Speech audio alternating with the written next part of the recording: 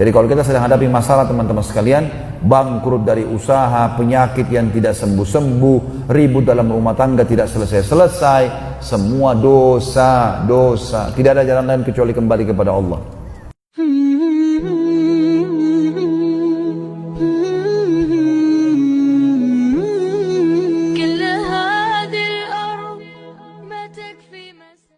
Kalau teman-teman bertanya, kira-kira kalau saya buat dosa apa sih efeknya? Ada bahayanya nggak? Ada bahayanya, dan luar biasa bahayanya. Di dunia akan datang bahaya yang berat, nanti kita sebutkan poin demi poin. Kalau meninggal tidak sempat taubat, sudah disiksa di dunia, di akhirat disiksa lagi. Yang pertama teman-teman, sempitnya hidup seseorang yang bermaksiat. Sumpek, gelisah, gundah. Gak ada orang yang buat maksiat itu lalu kemudian enak, gak ada. Bohong. Orang zina di kamar hotel, kemudian oh dia senang, enggak. Besok pagi dia bangun sumpeknya luar biasa. Gak tahu mau buat apa rasanya. Sumpek. Orang-orang non muslim tidak tahu harus kemana. Sumpek itu peringatan dari Allah supaya dia taubat, tapi dia gak ngerti. Dia ulangi lagi zina besoknya, bertumpuk-tumpuk kesumpekan itu. Bahkan akhirnya ujungnya dikuasai oleh syaitan, akhirnya bunuh diri atau bunuh orang, atau malah mabuk-mabukan yang berlebihan dan seterusnya. Allah berfirman tentang masalah ini, sempitnya hidup dan akan ada kegundahan, kegelisahan. Tidak ada dosa yang tidak mengalami ini teman-teman sekalian.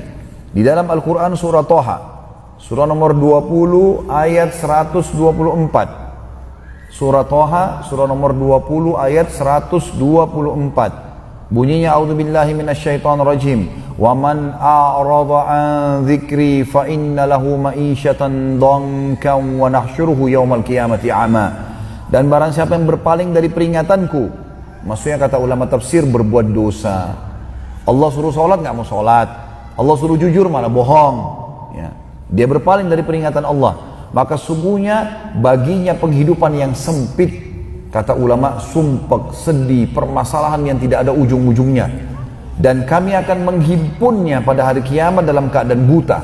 Kalau dia meninggal lagi tidak sempat taubat, di dunia sudah kena masalah, di akhirat lagi masalah lain. Yang kedua, orang yang berbuat dosa dan membuka pintu ini sesat dan jauh dari petunjuk. Susah untuk mendapatkan solusi dari masalahnya. Allah sebutkan dalam surah Al-Ahzab, surah nomor 33 ayat 36.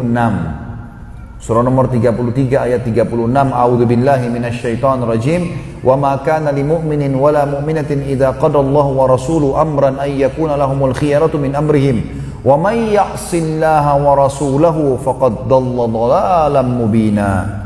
Tidak patut bagi laki-laki mengaku mukmin dan perempuan yang mengaku mukminah, apabila Allah dan Rasulnya telah menetapkan satu ketetapan halal haram, silakan nikmati halal, silakan kerjakan perintah wajib atau sunnah, silakan jauh yang haram dan makruh, maka mereka masih punya pilihan lain.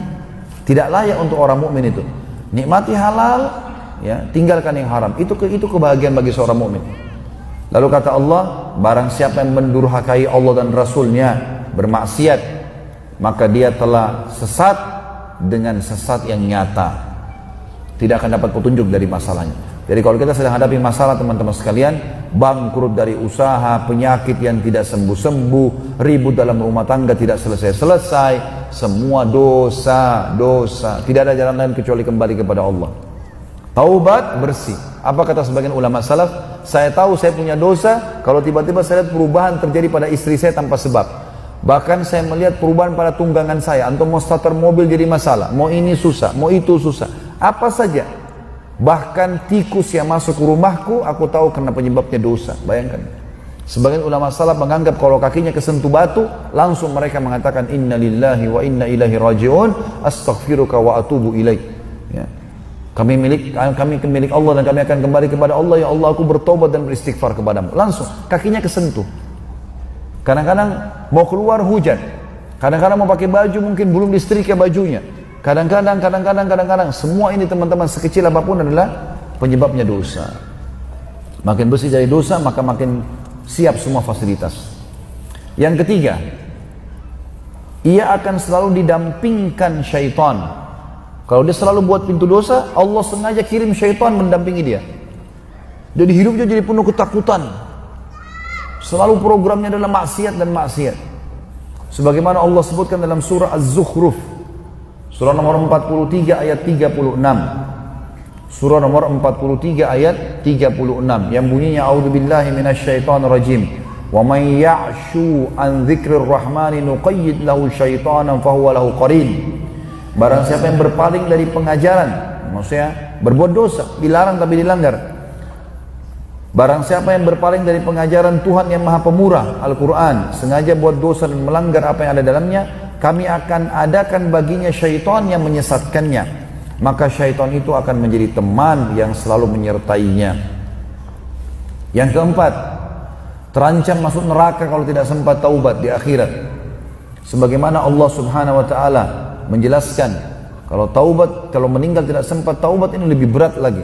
Dalam surah An-Nisa, surah nomor 4 ayat 14. A'udzubillahi minasyaitonir rajim. Wa may ya'sillaha wa rasulahu wa yata'adda hududahu yudkhilhu naran khalidan fiha wa lahu 'adzabun muhin. Dan barang siapa yang mendurhakai Allah dan Rasulnya, maksudnya bermaksiat dan melanggar ketentuan-ketentuannya Allah, niscaya Allah memasukkannya ke dalam api neraka sedang ia kekal di dalamnya dan baginya siksa yang menghinakan. Juga dalam surah Jin, surah nomor 72 ayat 23. Surah Jin surah nomor 72 ayat 23. A'udzubillahi minasyaitonirrajim. Illa balaghan minallahi wa risalatih. Wa may ya'sillaha wa rasulahu fa inna lahu nara jahannam khalidina fiha abada. Akan tetapi aku hanya menyampaikan peringatan dari Allah, kata Nabi SAW, dan risalahnya.